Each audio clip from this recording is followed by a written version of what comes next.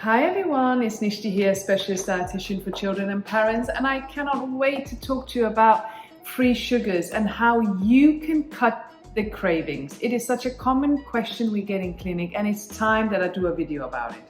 I have also done a blog which will be on the website, and in this video you are going to learn the 3 ways, there are many other ways, that you can cut the cravings. I mean, I speak to so many people who have cravings for sugar. So we cannot allow to give our power away to sugar.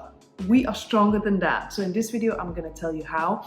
Make sure you stay to the end because I'm going to give you some practical tips to what I do and how I made sure that my free sugar intake is as minimal, tiny as possible. So let's dive into the video.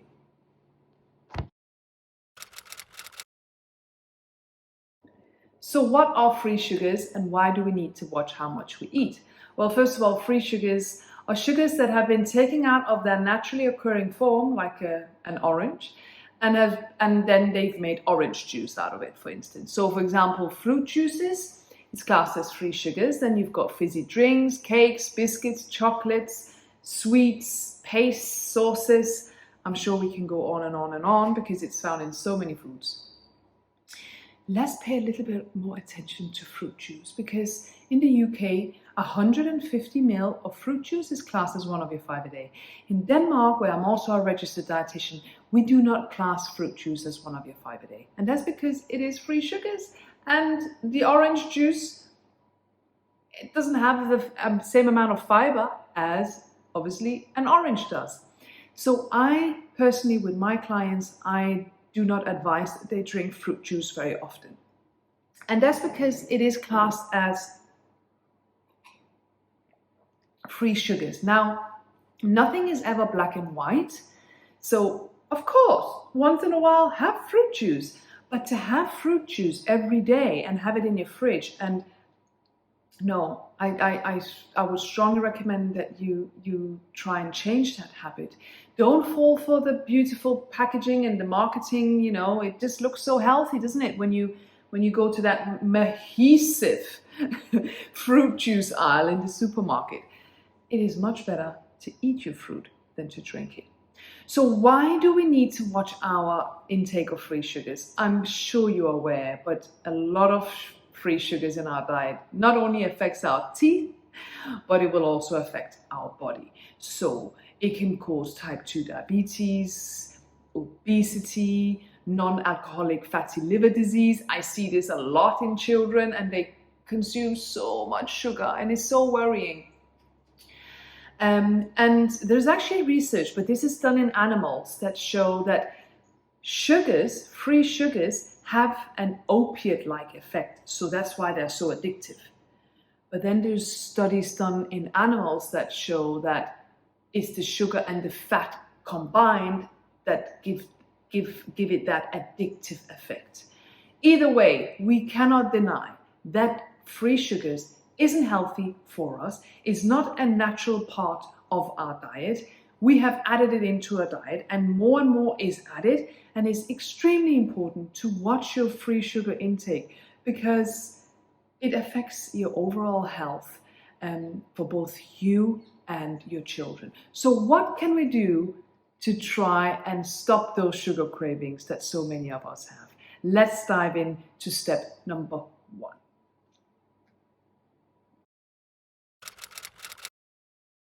Eat your fruit and try not to drink it.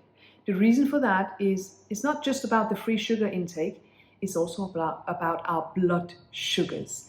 Our blood sugars will be affected by how we eat, particularly our intake of free sugars. If you're drinking an orange juice versus an orange, well, you're not drinking an orange, you're eating an orange, your blood sugar will be very different. The orange will be nice and steady blood sugar. The orange juice will cause a high blood sugar and a drop. Then you'll feel lightheaded, a bit tired, maybe you'll feel hungry, and you will want to eat again. With an orange, it keeps you nice, fuller for longer, a steady energy. We do not know how foods affect our sugars because we do not look at our blood sugars. You can, though, if you wear a Libre that you can buy and you put it on your arm, You don't have to have diabetes to wear that. I've tried it myself and it changed everything. And that's how I created my 1-2-3 healthy eating approach, where you combine your different food groups according to your individual needs. The secret is combining food groups. It helps to stabilize our blood sugars. So I know what fruit juice does to my blood sugar, so I will not drink it. It's not just about weight and maintaining weight and reducing the risk of cardiovascular disease. And I don't think like that. I think more about my blood sugar here and now in this moment. So rather eat an apple, eat an orange than to drink it. Now, something very important to mention about fruit juice as well is that there is evidence to show that it does help, particularly cranberry juice. It helps to prevent bladder infections. So there are benefits to fruit juice. And for people who are struggling to obtain enough fruit and veg in their diet, fruit juice does provide a source of antioxidants and vitamin C. So you see, it's never black and white.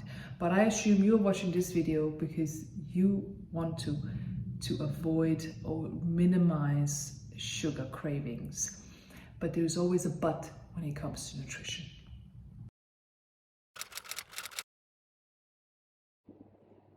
Number 2 is all about protein. Make sure you include more protein at breakfast time, particularly, because research show that if you include protein at breakfast time, it will reduce cravings significantly throughout the day. And there is actually a reason for this, scientific reason. When we have a high sugar breakfast without any protein, remember, protein slows down the absorption of energy or carbohydrates or sugar, another word, energy, into our bloodstream. And because it slows down the release, we won't get that spike. Yes? So if you're having protein at breakfast time, let's say you're having muesli with your nuts, maybe some Greek yogurt and some berries. Or you're having, like I do, lots of eggs or chia seed pudding, lots of protein, you see. Then you will slow down the release of energy and you will feel great for the whole day. You will not feel hungry until much later on. You will feel focused because your blood sugar is nice and stable, and you won't be having those cravings at 9:30, 10 a.m. where people start to have biscuits. The other day, someone said to me, I fancy something sweet after breakfast. And I said, so what do you have for breakfast? Oh, I have whole grain, I can't remember, some whole grain cereal. Cereals is full of free sugars, and it's just one food group. It's just carbohydrates. Where's the protein? Don't tell me, no, milk does not contain enough protein. Maybe 2-3 grams, not enough. So make sure you include a lot more protein with your breakfast. This is where my 1-2-3 healthy eating approach comes in. 1-2-3, carbs, protein, veg. I really try and make healthy eating as easy as possible for people, because I don't know about you, I just think we make it so complicated. It's not complicated. Mix your food groups. It takes more time. Yes, it takes more time. But the more time you take and the more effort you put into your meal, the more effort your body has to go through to break it all down. And therefore, the more work it has to do, and therefore, the more stable your blood sugars will be. You're making it easy for yourself if you just have cereal and fruit juice. The body doesn't have to do much work to break that down. Where's the protein? Where's the fat? Where's the fiber? No. That's why your blood sugars will go high and it will drop, and you would want a biscuit at 10 a.m. So, according to research, if you include protein at breakfast time, it will reduce your cravings later on very significantly. So eat 1-2-3. If you have any questions about the 1-2-3, please do comment below or get in touch, and I will tell you more. If you're enjoying the video so far, please like or share this video, because I think a lot of people will benefit from watching this.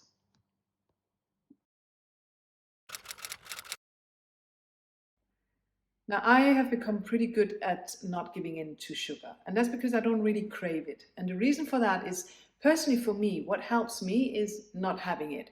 Because if I have it, I feel like I want more.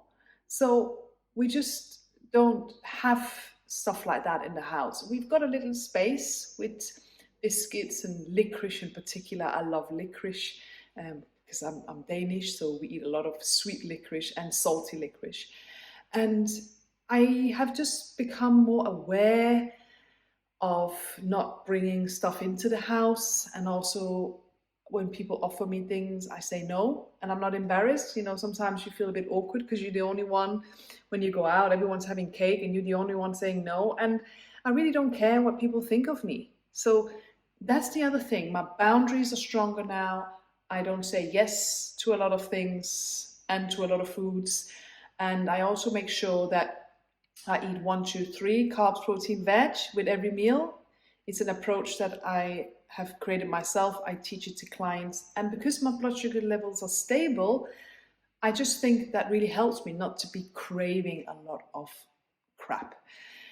When I do want something sweet, I do love dates. Dates with a cup of tea. Absolutely brilliant. So let me show you. Now, I absolutely love dates. I just think, especially the ones from Sainsbury's, 2 of these with a cup of tea, I am good. So that just kills that craving if you do have one. Sometimes I do fancy something sweet, so I'll go for that. But I also use date syrup, sometimes on my chia seed porridge or ordinary porridge. But you can also get date sugar. Let me show you. Now, where is my date sugar? There it is. Now look, I still have normal sugar in my cupboard because when I bake cakes, traditional cakes, I will use normal sugar. I've recently got hold of date sugar. You can't put it in tea and coffees. My husband tried. It doesn't really dissolve properly, but I'm gonna try and add this into cakes, because there's research to show that this is the healthiest sweetener that you can get.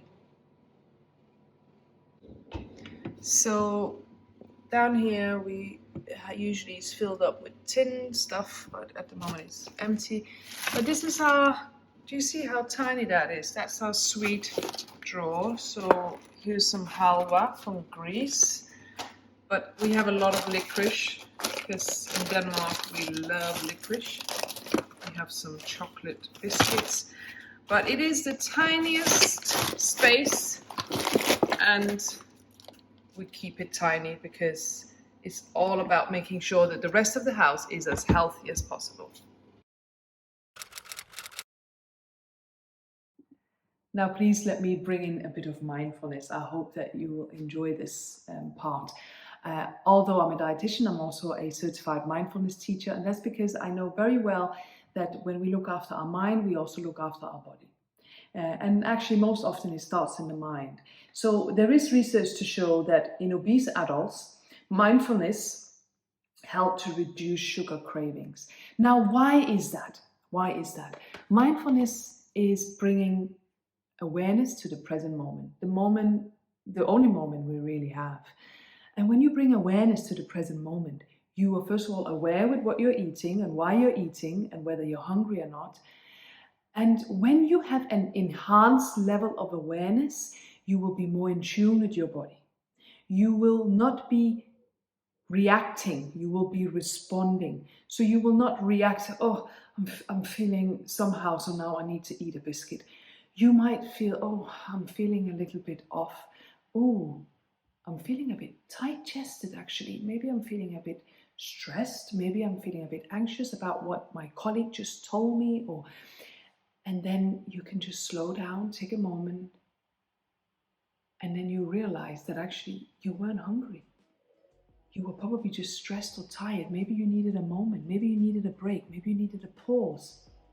I can't tell you how often this happens to me. I am being honest with you. Very often I'm like, oh, I need to eat something now, when actually I am tired. But I'm so aware of it now, because what happens to me is I feel a little bit off, but I'm not hungry. But if I wasn't aware, I would be eating something. But I know now that it's because I need a moment. Because for most of us, it's go, go, go throughout the day. And although I meditate of an evening, mainly, I think it is just so beneficial to have that little bit of a pause during the day. I don't have it all the time, but I do try when I can to just have that moment where I'm literally doing nothing but to just look outside, maybe look up in the sky. It just brings you, even now I'm looking up, it just brings you back to what is really important, right? So mindfulness, whether that is mindful breathing or just hugging yourself, you know, the butterfly hug, or it is closing your eyes and having a few deep breaths, or if it's doing a guided meditation, or whatever it may be for you, it will help you to reduce sugar cravings. Because I promise you, often your sugar cravings is because you are just stressed out. You're completely stressed out, and you probably haven't even paid attention to what you just ate. And because you haven't noticed it and you weren't aware of it, you didn't register that you ate. And therefore, you will subconsciously want to have a piece of cake or a piece of chocolate or half a carton of orange juice. So slow down when you eat. Slow down. That food is nourishing your body. That food is nourishing your body. We need to pay attention to what we eat. It's not, you know, watching TV and all of that. No, but slow down. So that is my number 3 advice for you. So I hope these were helpful for you. If they were, please comment below. I would love to hear from you. If there's anything else that you feel that I haven't answered in this video, comment below and I'll do my best to answer your questions. I see you all in the next video.